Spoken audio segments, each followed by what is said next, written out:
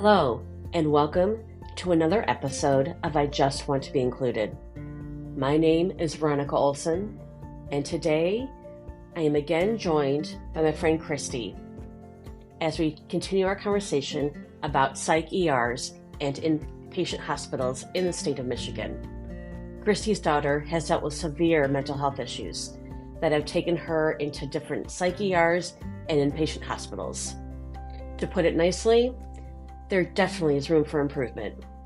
The situations some of these kids and families find themselves in while trying to seek help is heartbreaking. As always, I ask that you listen with an open heart and mind, and some compassion. These are not easy conversations, but they are important. We need to find ways to provide better care and resources to those around us. Anything said in this podcast is based on personal experience, thoughts, and opinions. Nothing said should be taken as professional advice. Always look in your community for help to deal with whatever issues you or your family might be facing. Enjoy the episode. It was the social worker coming out to update us that every single psych hospital in Michigan and one in Ohio, because we live close to Ohio, had declined taking her. The social worker had nothing to offer us. Wow. And I could tell that, the social worker looked upset to be delivering that news as well. Sure. But I look at what can a parent do, like, when that happens. I have the benefit of having brought her out of state for residential care before, because there's no residential care for private pay or... Another episode. Yes, there's none of that here in Michigan, so we have to go out of state for residential care. And I ended up having to call one of the residential places to see if they could care for... So, and when you're in this waiting room and you have the social worker come back to you and just doesn't have good news, does anybody have anything to offer you? Because you're just stuck there, and your only other option is you can go home, but then you're probably going to end up back there with something your kid does.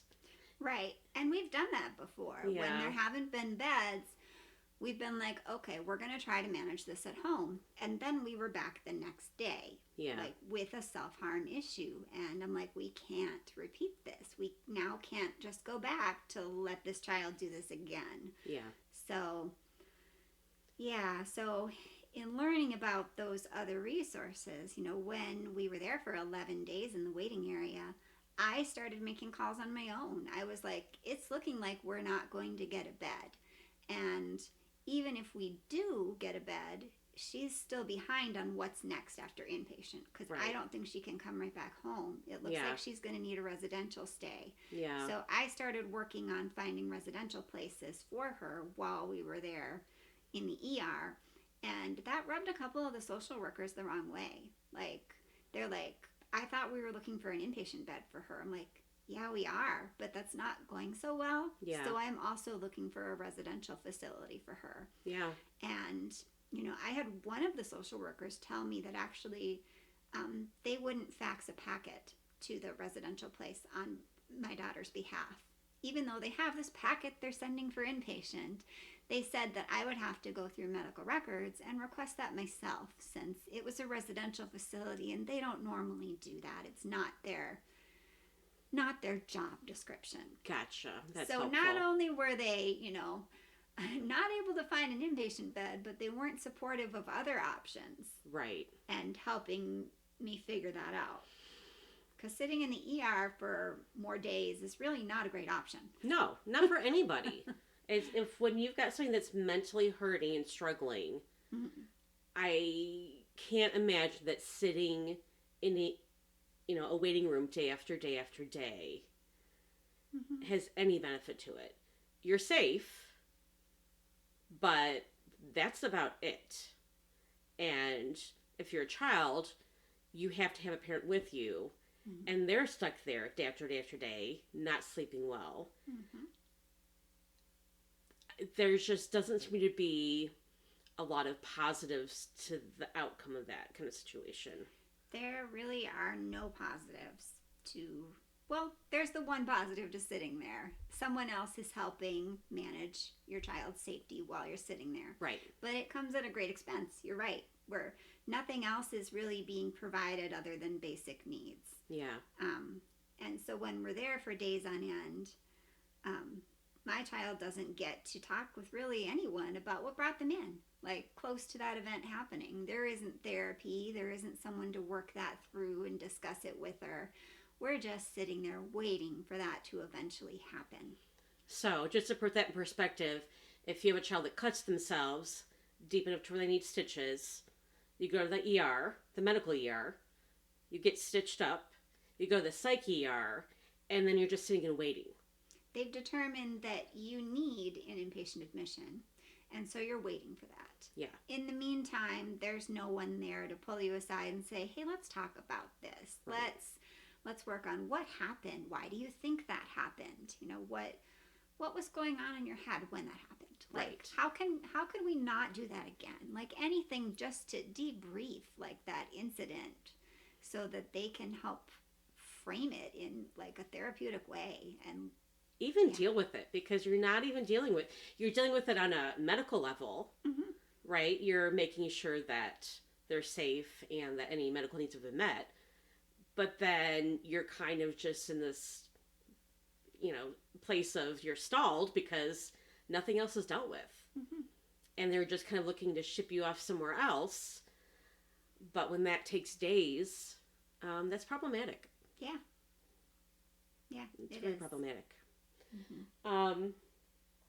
So, and I can also see how for these people in general being in the psych ER, but especially kids, to sit there day after day and watch other people be taken to places. They're like, yes, we have a bed for you. Come, we'll help you. Mm-hmm. And you have the social worker coming out and saying, this hospital turned you down, that hospital turned you down. But that kid over there that's been here for one day, they've got a bed. They're moving. They get a bed and they have moved. Yeah. So I found that I was noticing that because I noticed like the patterns of, okay, if they're going to a different hospital, an ambulance comes, they bring in a stretcher, they bring that person wherever they're going off site. But noticing that if they're getting admitted on site, someone just comes and loads them into a wheelchair and they just get wheeled right upstairs to that unit. And for some reason, that one just hit me the most. Yeah. Just that the facility we're at won't take my kid upstairs and give her the psych care that she needs. Yeah. Instead, we're using resources and sitting in the ER and not really giving her the help she needs. We're just sitting in, I don't know, a glorified purgatory. Like, what's going to happen here? Interesting. What's going to happen? It's a level of hell. It is a level of hell. For sure. Yes. But I found that I was noticing that, and then my child would pick up on me being teary-eyed, actually. Sure. Like, Mom, why are you upset? And I had a real hard time telling her, but I'm like, I just see other kids going to beds, and they're not taking care of you. Like, it just makes me really sad. Yeah. And so that gives my child the attitude also of, why are we even here? No one wants to help me. Yeah. I can see easily getting to that place. Yeah. Like, I'm coming here and no one's doing anything, and no one wants to help me. Yeah. And then, why are they helping other people and not me? Am I not worthy of help? Am I too messed up to even be helped? Right. Like, just the thoughts that go through their head. Yeah, and if you're already depressed and dealing with anxiety, those are not big leaps to make.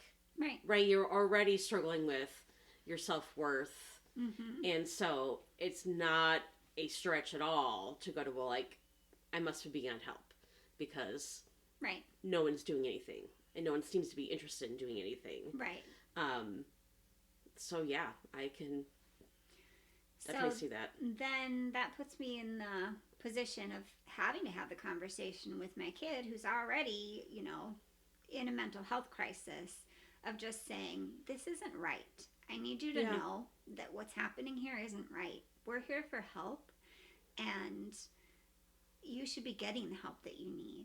And I'm sorry that you're not. I know it's not my fault. I brought you here for help. Right. But I can't just take you home because you need the help. Yeah. So telling her that I am going to talk to the patient advocate, and I am going to talk about discrimination. Yeah. And I'm going to tell someone that I don't think this is okay. Yeah. Yeah. And have you gotten anybody kind of on an administrative level at the hospital to kind of understand the problems there? So I've actually asked on 2 separate occasions while I was there to talk with the director of the adolescent psych unit. Okay. And they're like, oh yes, she'll call you. And no, those calls didn't happen. Right. Or she'll come. I also just said, I really would like her to come down here and see. Yeah. Like, see what my child is sitting through. Yeah. And, I had a lengthy conversation with the patient advocate about the hospital's use of resources. Because in my head, they're using resources to care for my child down in the psych ER. Right. We're taking up time, we're taking up, a spot, and someone's providing care to my child. Yeah. I'm like, couldn't that resource be used upstairs in the psych area? Like, it's just a shifting. And they're like, well, what do you mean? Someone from the ER should work up there? And I'm like, no, what I'm saying is overall, you have adolescents down here with psych needs, and you have staff, like, to cover it here, like, just institutionally, is there a way to reallocate what you're offering for services? Right. Because this is not a new problem. Right. I never brought her there and had them say, oh, we have a bed open.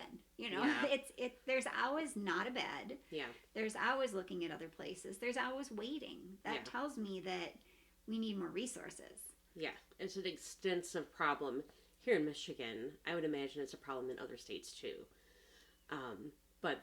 And for you, it became just the cycle of, in ER, in inpatient, and just bouncing around these places over and over and over again.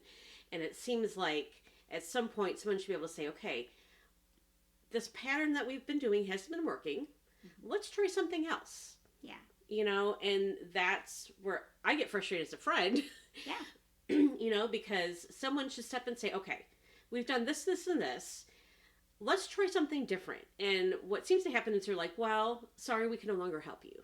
Well, and that's the thing. It took my husband and I going, this is this horrible cycle. And we keep going in it. It's going between, okay, we try it at home.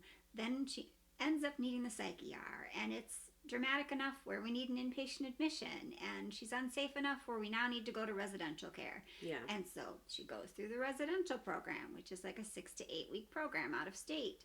And then she comes home with PHP support or whatever, and then we repeat it. She's at home for a couple of weeks, still not learning different ways to cope with things. She slides back into the same patterns, and then the whole thing starts again. And you're right, it took my husband and I going, we can't keep doing this. And our child's not going to survive it. Yeah. Each time she comes home, her self-harm is greater. The threat to her life is greater. She's doing more dramatic things that are more harmful. Sure. So we had to be the ones to reach out and try to figure out a different plan. And it's a huge letdown that our system here in Michigan doesn't have a way to help us figure that out. Yeah. Like, instead of all of these hospitals saying, your child needs long-term care, or we can't take her because of X, Y, and Z, how about you admit her and help us find that next thing that she needs? Right. Don't say that, oh, the only thing we do is X, Y, and Z. Look at, hey, you may need some other options to help these kids, especially kids that continue coming back in a repeated fashion. Like, the usual stuff isn't working. So help us figure out, a new thing. So are the inpatient ERs, when you do get a bed and get admitted somewhere, are they set up to kind of deal with problems long term, or are they just kind of there to stabilize and then to kind of put you back, whether that's home or move you somewhere else? Is it really a stabilization thing? Um, So, an inpatient psychiatric admission is for acute stabilization. okay. Usually, it's a medication adjustment. Some of the hospitals offer individual therapy. Most of them just do like group therapy, art therapy. Try to work on some school while you're there. Okay. But they manage those behaviors and they try to make things better with medication, basically. Okay. And then they assess for what's next. Like, is your child safe to come home? Do you need outpatient resources? Do you need a residential stay? They assess for that. Gotcha. So how long do you think the average inpatient stay is? What are they really set up to handle? About a week. Okay. Yeah. Mm-hmm. So basically, every week, they're sending kids out and replacing with somebody else. And it's just the cycle of, what meds are you on? What can we change? What can we do? And then you're out. And it seems like that probably helps a small percentage of kids. I'm actually thinking that, my view on it is a little bit skewed because of how severe my child's needs have been. Right. I would bet that model helps a lot of kids. Okay. Yeah. And most of them aren't repeat customers. Okay. Like my child. Yeah. I know that, and I've heard stories from other people that, wow, this admission really helped. It helped me figure out how I'd been doing things, how I need to do them differently, and then whatever resources they got set up with after. Gotcha. The experience we're having is a more extreme one, and I know other people are in that situation as well with that more extreme scenario, but it's less likely than the usual. Gotcha. Yeah. So the Psyche R, I'm struggling with having this one place where adults, kids, families all kind of dump into to get care. It seems like, and I know they have security there, but it just seems like it's open for problems when you have people from different age groups, different situations, all converging in one spot looking for help. Does that feel like the right way to go about it as someone who's spent a fair amount of time in the Psyche R? I honestly don't think it's the best way to go about it with children. Okay. I think it's okay for adults, and the turnaround for how long an adult there is a lot shorter. Right. They get moved on to whatever services they need, and there are more beds, inpatient beds for adults with mental health needs. But I don't think it's a great place for children. They see everyone else's behaviors. They're more likely to mirror some of those things. Yeah. And, if someone's having an issue being in that waiting area, like their behaviors are too much or they're disruptive for other people in the waiting area, they have 3 rooms in back that are more secure. They're basically a padded room with a TV in the wall and a mattress on the floor. Yeah. And my child has been put in one of those rooms before because of self-harming in the waiting area, self-harming in the bathroom. They had to move her back there because they didn't want it to trigger other patients. Right. And they couldn't keep her safe with the things that were even in that waiting area, which are minimal things. Yeah. So. Yeah. And I know here in this state, the number of kids who have needed psychiatric help has probably skyrocketed in the last few years. And I'm just wondering if the system that we have in place is not set up to deal with how high the numbers have gone. We're funneling a lot more kids into the system that isn't set up to deal with it on that level. Do you think that's part of the issue here? I do think that's part of the issue, and there aren't enough services to really attend to everyone who has the issues. Yeah. There just aren't. And I was reading, actually, there's an advocacy group for parents with severe mental health needs, kids, in Michigan. They were saying that Michigan's actually rated the 35th state for providing mental health services to kids. Wow. 35th out of 50. I think that's terrible. Yeah, that's very disappointing. Yeah. And it'd be interesting to dig more into that and find out why we're so low on the list. But at the same time, I can believe that because I see so many people struggling, finding their kids the right kind of help. Yeah. And to even get in to see someone for therapy or to get into a psychiatrist to manage medications, there's a months-long waiting list. Yeah. And people that are struggling with mental health, waiting months, it's not good. No, you shouldn't have to wait at all.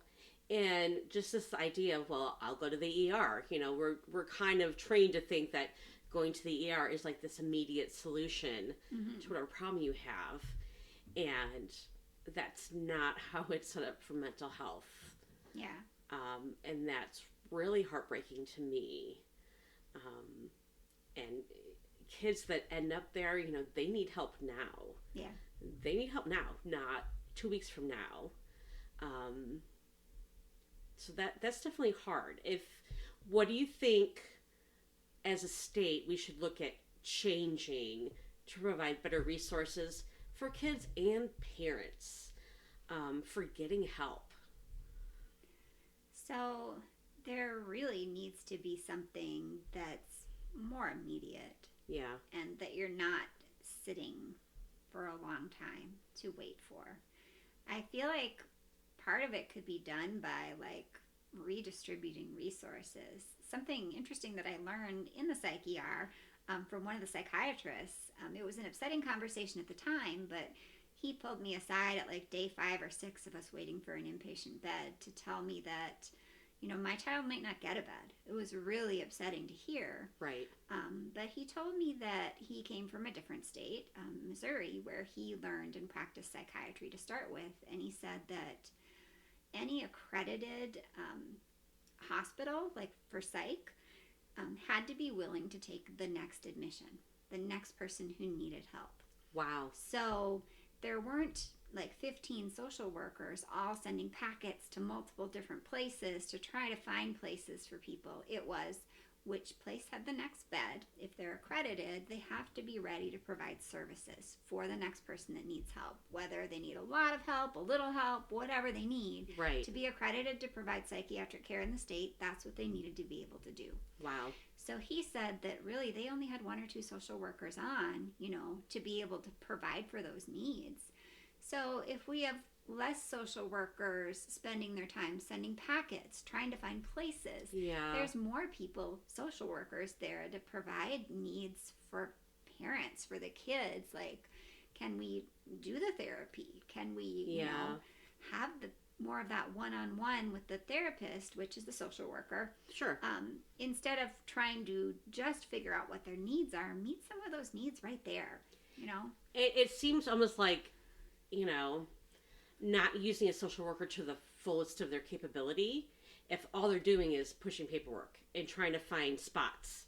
At the end of the day, it sounds like if a social worker is in the ER, that's kind of what they're doing. They are. They're working with kids and working with families, but then they also have this huge chunk of their job where they're calling places and following up on things they've sent, and it seems like that system could be a lot easier. Like, hey, if you're accredited to provide care in Michigan, if we have a kid that needs to be admitted, like whatever these 11 places are, once you tell us you have a bed, all the ERs and the places that need beds, you're just putting in the first person that needs help. Yeah. Like, obviously there are some things like, hey, you have shared rooms, you can only take a male right now. Fine, that's different than we can't take your kid because their needs are too much. Yeah. And that alone seems crazy. That's it does, because our needs are so much that we're here for acute care, but it's too much for an acute care facility? How do you're just going to send me home? Like, yeah. Send you home and good luck, I guess? Yeah, good luck. Yeah. We need to find out how that happened in this state. How we got to a place where psych ERs could just decide, no. Or where psychiatric facilities aren't running under the same rules as medical. Right. Because I know any place that I've worked hospital-wise, in this state or in a different state, we don't turn patients away. Yeah, they might have to wait for that bed, but we can't turn them away if they need an admission. Yeah. We need to provide the care that they need to stabilize them and treat them. Sure. Okay, well, we are going to research and find out kind of what we can do to help turn this around because this has been pretty eye opening to me, and it's been heartbreaking to watch my friends have kids cycle in and out of there, and it just gets to be a cycle and a pattern of no help and no help and no help, and your kid gets worse and has bigger problems to deal with, and then um, you keep getting turned away, And you have no backup, is how it feels. yeah, You have no backup. So try to manage it at home because when you go to the ER, all you get is a little bit of time. You get bought some time. yeah, Yeah. yeah, absolutely, But the main issues aren't being dealt with. yeah. Yeah. Mm-hmm. Okay. So, I'm definitely going to have Kristy back again because we have lots to talk about. She has dealt with a lot of different things, and it's been eye opening to kind of see how our state is set up for mental health and where improvements need to happen. And so many people in our circle have teenagers that are struggling.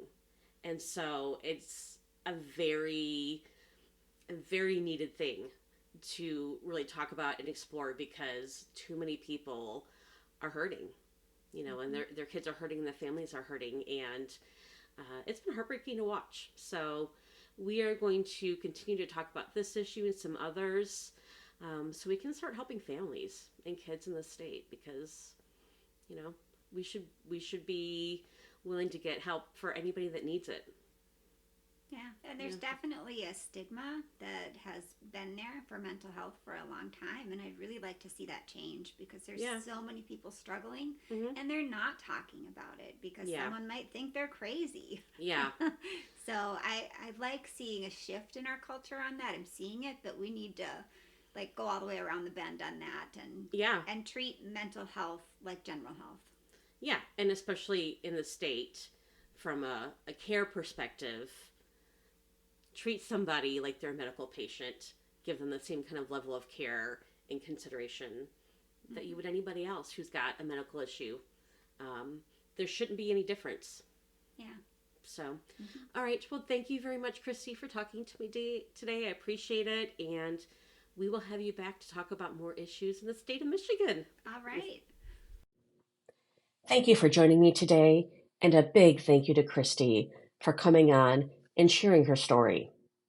It is so important that we find ways to help meet the mental health crisis needs of kids and families in this country and in the state of Michigan. We will continue to explore what options are out there and what changes need to be made. Hang in there. We are all doing the best we can. Have a good week.